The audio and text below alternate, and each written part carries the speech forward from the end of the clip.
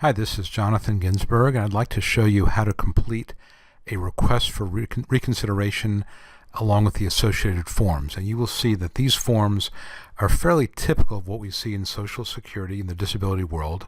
You don't really know what they want, and the instructions are pretty much worthless, unfortunately.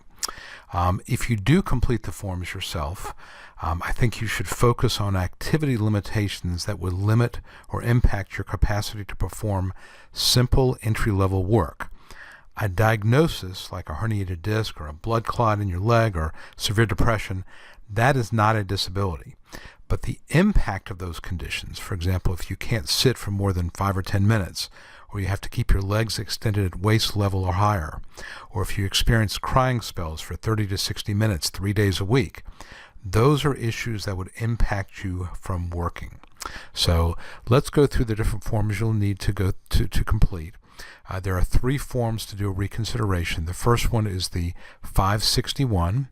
The second one is the Disability Report Appeal, and this is a form SSA 3441, and the third one is the 829, which is the medical authorization, 827 rather, the medical authorization form. So let's kind of go through these, and I want to show you how to complete them.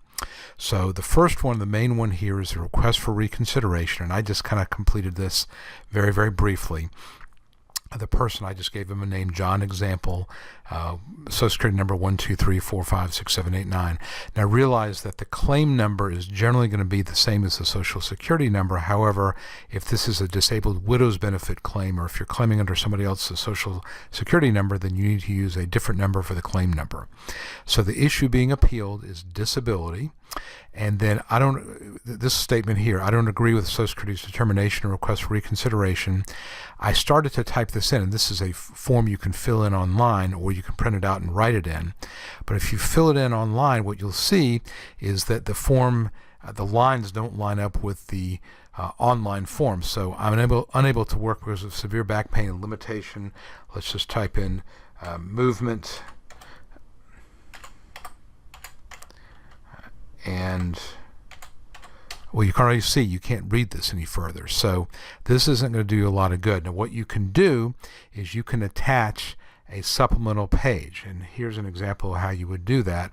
Is you have another page here, and you see where I put request for reconsideration, the claimant's name, the claim number, supplement to form 561. And I basically just retyped, I do not agree with SSA's determination request for reconsideration, and I went through a sentence. And I'm unable to work due to severe back pain and limitation of movement. I've been prescribed very potent pain-killing drugs which cause drowsiness and poor concentration. Because of constant pain, I'm depressed and despondent. I sleep poorly and cannot focus. So you see that's a lot more detailed than what you'd be able to put in one line. So that's just something to keep in mind. You can add extra papers. This is going to be typically a case review.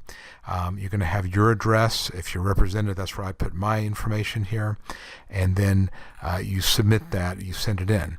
And you'll see here that they've got the same form because it's going to be a copy of this. You can just photocopy this first page here. But again, it's a little confusing because why would you have 2 of the exact same thing?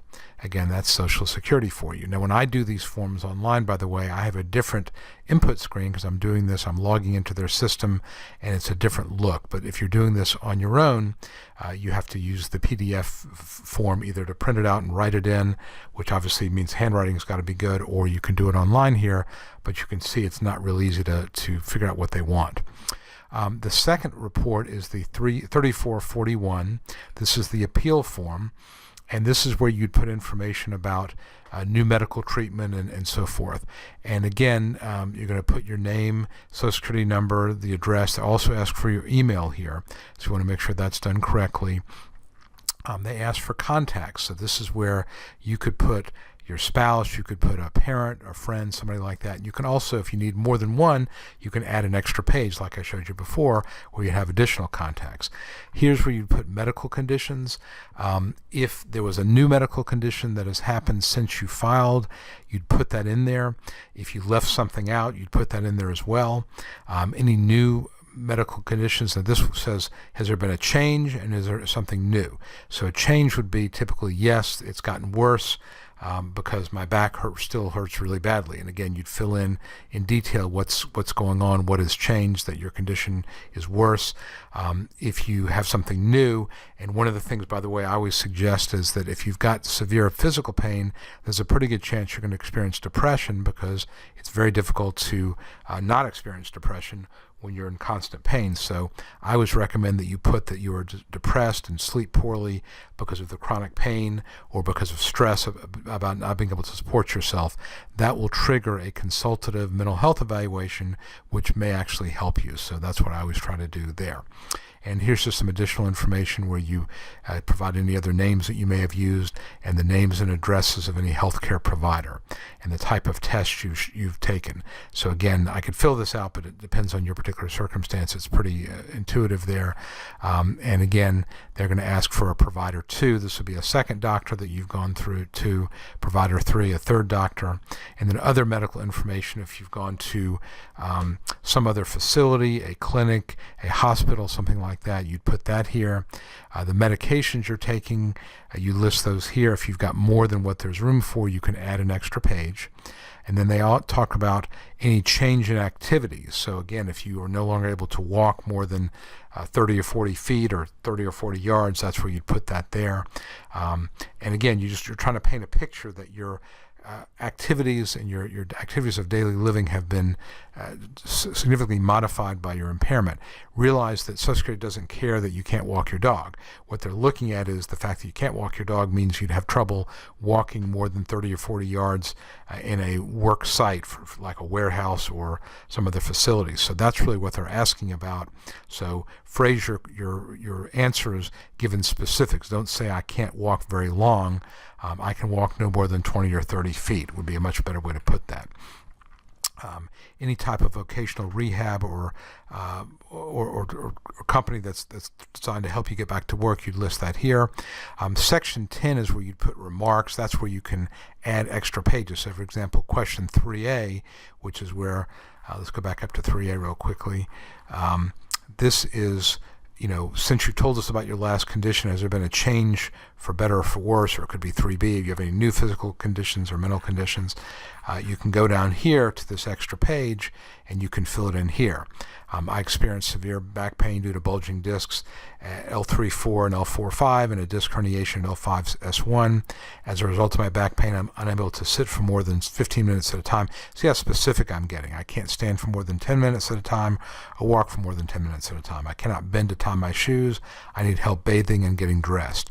Again, that's going to suggest, if you translate that into work impairments, that's going to make it really difficult to work.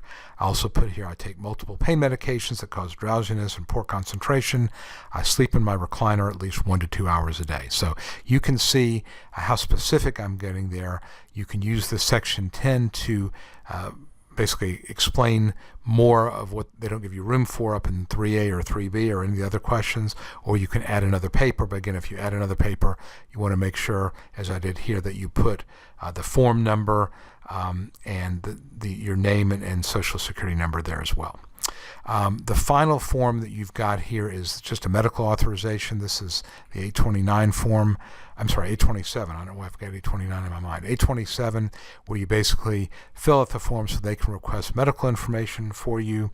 I would probably send in 3 or 4 of these so they've got enough to request from all your doctors. And of course, you want to make sure back over here that you've given the exact addresses, the mailing addresses for medical records for the doctors you've gone to, so they don't have to hunt, because they won't. If they can't find it, they send a letter, it comes back, they're not going to do anything. The state agency adjudicator is not going to start looking up on the internet or in the phone book about the address. So you've got to provide that address. So that's generally how I fill out a form. Again, I'm looking at something a little bit different when I'm filling it out online, but this is how you would do it. If you, again, choose to do this yourself, make sure that you send in anything registered mail, return receipt requested, and if it doesn't come back in, say, 10 days, 2 weeks, you may need to make a phone call. Realize you only have 60 days, so you don't want to wait until day 58 and mail it in and hope that they don't lose it. I've had Social Security lose registered mail, so the best thing to do is to get it in very, very early. If you'd like to talk to me or one of my colleagues about doing this, we can certainly help. We do this for a lot of our clients. A lot of people retain me at the recon stage. They don't want to mess with filling out all these forms, and we go ahead and do that. And that's something that I think that a lot of people find very helpful. And again, I'll make sure that it's done correctly. So if you have any questions about that, you'd like to talk to me or one of my colleagues about representation or about your case, please fill in the case evaluation form at the bottom of this page. I hope you found this video helpful, and if you have any questions, please, of course, reach out to me using the form on the bottom of this page. Thanks a lot.